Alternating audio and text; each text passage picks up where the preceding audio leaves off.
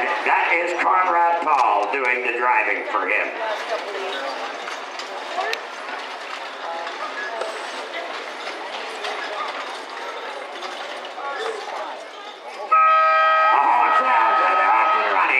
The number 1 barrel is Wayne Karen. Off the 2 is Dustin Arcand. Off 3 is Duane Mette, and Wayne Karen is up there and gone.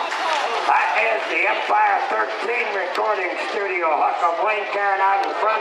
Conrad Paul is driving them, and they are going into the backstretch. In behind them is the Hedash Farm and Clippenstein Interior. That's Dustin Arcand.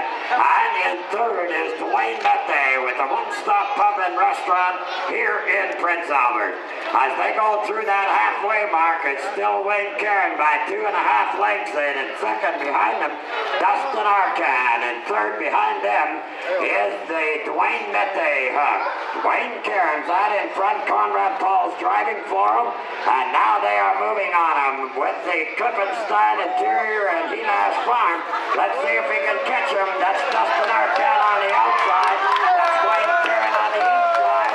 Here they come to the line. Wayne Karen will be the winner